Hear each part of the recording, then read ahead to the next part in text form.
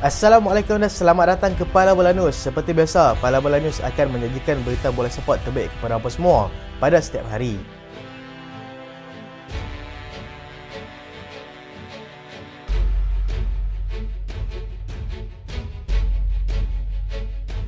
Kita mulakan dengan keputusan perlawanan Piala FA Inggeris. Perlawanan ketua pusingan ketiga telah berlangsung pada awal pagi tadi. Wolves menang 3-2 ke atas pasukan Brentford. Birmingham menang 2-1 ke atas pasukan Hull City. Bolton tewas 1-2 kepada pasukan Luton. Bristol menang 1-0 ke atas pasukan West Ham United. Di Serie A, Juventus berjaya menang 3-0 ke atas pasukan Sassuolo. Dan berikut adalah kedudukan semasa Serie A Itali.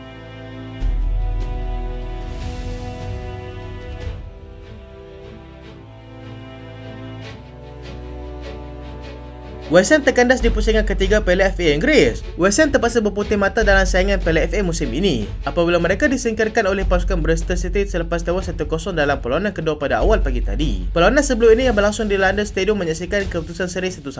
Terpaksa ditentukan semula melalui perlawanan ulangan ini. Bristol berjaya meledak satu-satunya gol dalam perlawanan ini menerusi Tommy Conway seawal menit ketiga, dan itu sudah cukup untuk memberikan kelebihan kepada mereka sehingga tamat perlawanan. Walaupun penguasaan bola lebih kepada pasukan West Ham, anak buah David Moyes gagal untuk menyudahkan beberapa gerakan yang berbahaya. Mereka lebih bernasib baik kerana Bristol tidak menambah jaringan apabila Said Benrahma terpaksa meninggalkan padang pada minit ke-51 akibat layangan kad merah. Mereka kini sudah tidak terlibat lagi dalam dua kejohanan domestik dan kini boleh meneruskan fokus mereka dalam saingan Europa League serta saingan Liga Perdana Inggeris.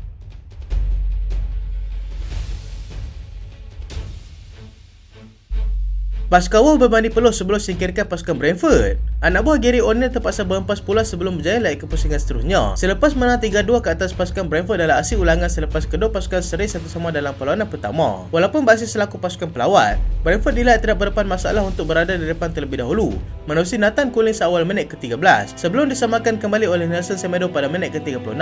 Brentford sekali lagi berada di depan, kali ini menerusi penyerang mereka iaitu Neil Maupay pada minit ke-52 yang dibantu oleh Joshua Da Silva. Cemas dengan kedudukan tersebut, Wolves terus melipat gandakan usaha mereka untuk mencari gol penyamaan dan akhirnya mereka berjaya mendapatkannya pada minit ke-72 melalui jaringan Nathan Fraser hasil bantuan daripada Matheus Cunha. Perlawanan terpaksa direct sehingga ke masa tambahan dan Wolves tidak menyelesaikan peluang dengan kali ini Matheus Cunha sendiri yang meledak jaringan untuk pasukan Wolves pada minit ke-110 selepas mereka dihadiahkan sepakan penalti. Keputusan kekal 3-2 sehingga tamat perlawanan.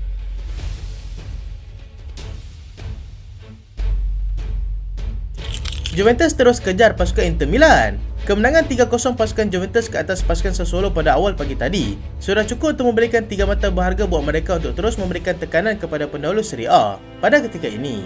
Juventus menggunakan sebaik-baiknya peluang beraksi dalam masa sendiri kali ini apabila tidak mensiasatkan peluang terbaik mereka untuk meledak jaringan. Dusan Vlahovic meledak 2 gol dalam perlawanan ini dengan gol pertama pada minit ke-15 hasil bantuan daripada Fabio Miretti dan gol kedua menerusi sepakan percuma cantik pada minit ke-37. Pemain sayap lincah pasukan Juventus, Federico Chiesa, juga tidak terlepas daripada menjadi salah seorang penjaring dalam perlawanan kali ini apabila dia melengkapkan kemenangan 3-0 pasukan Juventus dengan golnya pada minit ke-89. Kali ini dibantu oleh Manuel Locatelli. Inter kini hanya berkelebihan 2 mata saja di depan pasukan Juventus dengan kesemua pasukan sudah pun melengkapkan 20 perlawanan Liga setakat ini.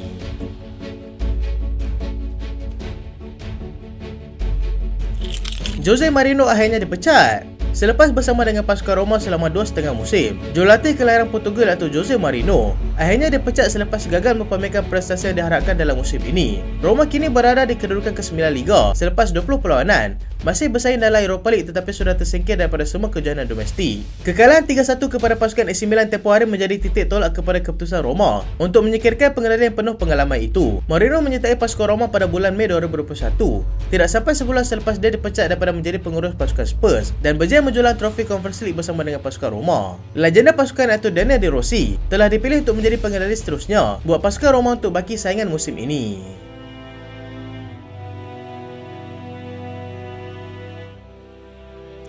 Mathijs de Ligt alami kecederaan lutut.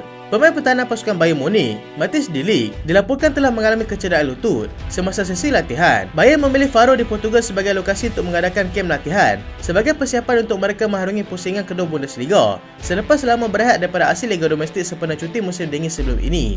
Kecederaan yang dialami oleh pemain pertahanan itu telah disahkan sendiri oleh pihak perubatan pasukan, tetapi masih belum dapat dipastikan lagi tahap kecederaan pemain tersebut. De Ligt berkemungkinan besar akan terlepas beberapa perlawanan penting selepas ini serta misi mereka untuk merampas kembali tahta Bundesliga Bundesliga sudah pasti sedikit terganggu dengan masalah kecederaan yang dihadapi ramai pemain mereka pada ketika ini.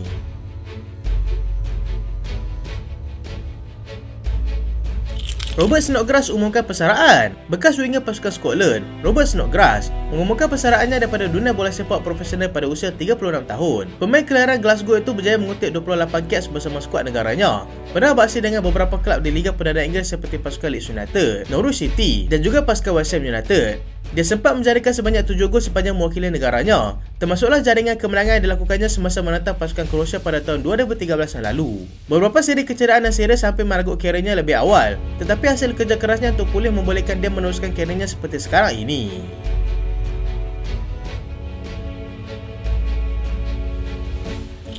Jurgen Timber masih perlukan masa untuk kembali. Pemain pertahanan pasukan Arsenal, Jurgen Timber, masih memerlukan banyak masa untuk dia pulih sepenuhnya daripada masalah kecederaan yang dialaminya walaupun dia sudah mula berlatih secara ringan pada ketika ini. Dia dilaporkan sudah mula berada di atas padang semasa sesi latihan pasukan yang diadakan di Dubai sebagai persediaan untuk mengharungi separuh kedua Liga Perdana Inggeris musim ini. Dia juga sudah mula memberikan tanda-tanda positif tentang progres pemulihannya, tetapi itu tidak bermakna dia akan segera diturunkan bersama dengan skuad utama. Pihak pasukan juga tidak mahu dia tergesa-gesa untuk bermain dan mahu memastikan kecederaannya itu benar-benar pulih sebelum dibenarkan beraksi secara kompetitif selepas ini.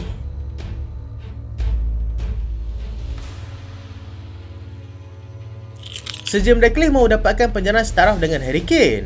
Pemilik bersama dengan pasukan Manchester United, Sir Jim Ratcliffe, mahu mendapatkan seorang penjara sama taraf dengan bekas penjara pasukan Spurs, iaitu Harry Kane. Perkara ini telah dinyatakan sendiri oleh pemilik baru itu selepas dia ditanya mengenai perancangan masa depan untuk memulihkan kembali prestasi dan juga maruah pasukan Manchester United. Selain itu, beliau juga mahu membawa masuk pemain tengah, pemain right back dan juga seorang centre back yang baru bagi menguatkan lagi pasukan. Perancangan tersebut bagaimanapun tidak boleh dilakukan dalam sekelip mata dan beliau berharap perubahan tersebut akan berlaku secepat mungkin. Justru itu, beliau mahu para peminat pasukan dapat memberikan sedikit masa untuk beliau memulihkan situasi kelab yang agak sedikit kacau balau pada ketika ini.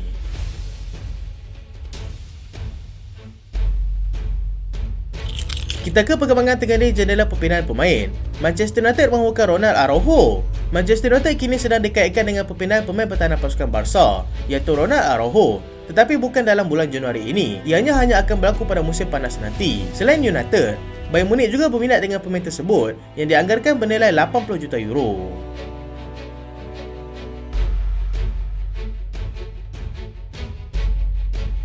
Real Madrid sahkan mahu Alphonso Davies. Real Madrid mengesahkan yang mereka mahukan Alphonso Davies dan sedia menjadikan pemain tersebut sebagai sasaran utama mereka selepas ini. Ianya sudah pasti akan berlaku pada jendela perpindahan musim panas nanti.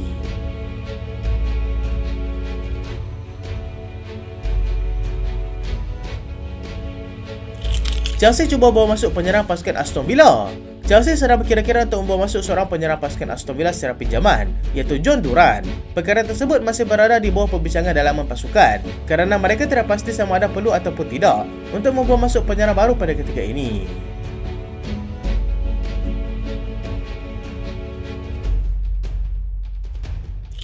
Liverpool berminat dengan Douglas Luiz. Liverpool sedia untuk memberikan saingan kepada pasukan Barcelona dan juga Arsenal untuk cuba mendapatkan bintang pasukan Aston Villa iaitu Douglas Luiz. Mereka akan cuba mendapatkannya pada musim panas nanti.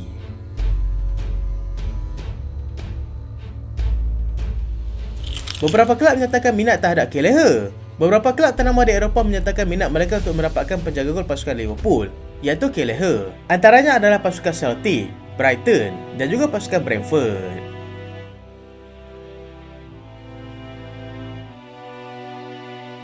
Arsenal ubah sasaran mereka. Arsenal mengubah strategi mereka untuk mendapatkan penyerang dengan memilih penyerang daripada Getafe sebagai sasaran terbaru mereka. Penyerang yang dimasukkan adalah Borja Mayoral, tetapi masih belum ada apa-apa perbincangan di antara kedua-dua pihak setakat ini.